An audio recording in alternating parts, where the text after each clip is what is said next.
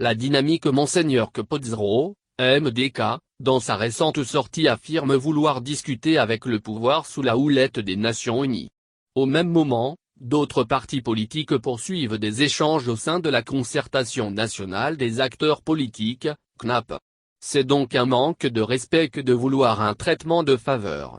Le professeur Oulu Komi, premier secrétaire du Pacte socialiste pour le renouveau, PSR, ne voit pas l'utilité d'une intervention extérieure. En vertu de quoi la DMK voudrait discuter directement avec le pouvoir par l'intermédiaire des Nations Unies? Elle dont les membres s'entre-déchirent pour des histoires d'argent? De quel rapport de force dispose-t-elle à ce jour pour solliciter une médiation internationale? Est-ce juste une façon de se donner de l'importance en? Et qu'est-ce qui donne cette importance à la DMK? Le fait d'aller exposer Monseigneur Philippe Fanoko Capozzaro au siège de la Commission européenne à Bruxelles?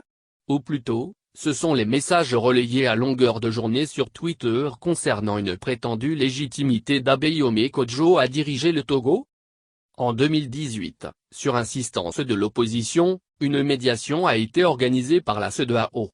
Mais qu'en a-t-on fait? L'opposition togolaise peut-elle aujourd'hui faire le bilan à ses militants, si tant est que ceux-ci sont aussi lucides? À la suite de la médiation des présidents ghanéens Nana Akufo-Addo et guinéen, professeur Alpha Condé, l'on a vu comment l'opposition togolaise avait tout perdu en voulant trop gagner. Aujourd'hui, alors que le climat politique est plutôt apaisé et qu'il y a eu beaucoup d'avancées dans la quête de plus de cohésion sociale et de développement, certains nostalgiques veulent un retour en arrière. On entend même souvent un leader comme Nathanaël Olympio, président du Parti des Togolais, affirmer fièrement que la rue ne devrait plus tarder à gronder. Visiblement, certains n'ont que cela comme stratégie politique. Ils refusent d'aller jauger leur popularité dans les urnes et n'attendent que des manifestations pour sortir de leur trou.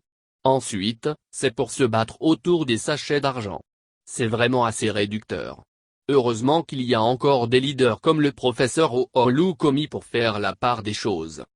Pour que nous puissions réellement avancer, il nous faut réellement discuter entre nous.